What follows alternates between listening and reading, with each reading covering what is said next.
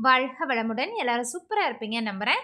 இந்த வீடியோல நம்ம பார்க்க போறது தீபாவளி பலகாரங்கள். ஆமாங்க, தீபாவளி நெருங்கிருச்சு. எல்லார் வீட்லயுமே வந்துட்டு பாரம்பரியமான பலகாரங்கள் எல்லாமே செய்ய ஆரம்பிச்சிருப்போம். என்னதான் புதுவிதமான பலகாரங்கள் வந்தாலும், நம்மளோட பாரம்பரியம் வந்து இந்த ஃபெஸ்டிவல் டைம்ல நம்ம கட்டாயம் விட்டு குடுக்காம செய்வோம் இல்லைங்களா? நான் அப்படிதாங்க இந்த தடவ அதிரசம் மாவு வந்துட்டு ஈரோடு அம்மாச்சி சமையல்னு சொல்லிட்டு யூடியூப் சேனல் வச்சிருக்காங்க. அவங்க கிட்டேருந்து வாங்கியிருக்கேன். ரொம்ப ப்ராமிசிங் கம்பெனி இவங்க.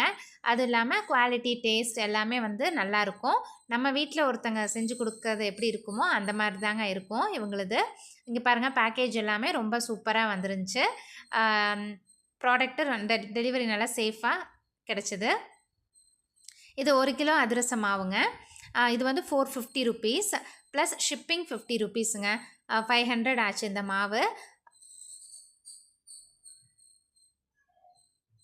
நம்ம தீபாவளிக்கு வந்து பார்த்தோன்னா, வடச்சட்டி எண்ணெய் வச்சு நம்ம வீட்ல ஏதாவது இந்த பக்ஷணம்லாம் செய்யணும்னு சொல்லுவாங்க இல்லையா? பாரம்பரியமா.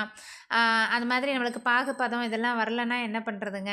இப்போலாம் நெறைய சோர்ஸ் இருக்கு. அதனால நம்ம வாங்கிக்கிறோம். முறுக்கு நான் ஓரளவுக்கு செஞ்சுருவேன். ஸோ இனி வரும் வீடியோவுல நாங்க எங்க வீட்ல என்னென்ன தீபாவளி பலகாரங்கள்லாம் செஞ்சோங்கிறத உங்க கூட ஷேர் பண்ணிக்கிறோம். கண்டிப்பா பாருங்க. இந்த மாவே எனக்கு ரொம்ப புடிச்சதுங்க. மாவிளக்கு மாவு மாரி தான் இருந்துச்சு. அதுவே நான் அப்படியே எடுத்து சாப்பிட்டேன். நான் ஆயில் கொஞ்சம் ப்ரிஃபர் பண்ண மாட்டேன் ஆயில் ஃபுட்டு. எங்க வீட்டுக்காரருக்கும், பாப்பாவுக்கும் இது அதிரசம் ரெடி பண்ணி குடுத்தோம். மாவு அப்படியே ஃப்ரிட்ஜில வச்சுருந்தேன். வெளியவும் 10 நாள் வச்சுக்கலான்னு சொன்னாங்க. ஃப்ரிட்ஜில வச்சுட்டு அப்பப்போ சூடா நம்ம தேவையானதெல்லாம் எடுத்து எடுத்து செஞ்சுக்கிற மாதிரி கூட செஞ்சுக்கலாம்.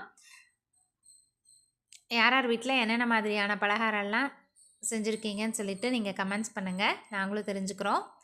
இப்போ உள்ளலாம் பாருங்க ரொம்ப நல்லா டெக்ஸ்சர்ல கிடைச்சது அதிரசம். தேங்க்ஸ் ஃபார் வாட்சிங்.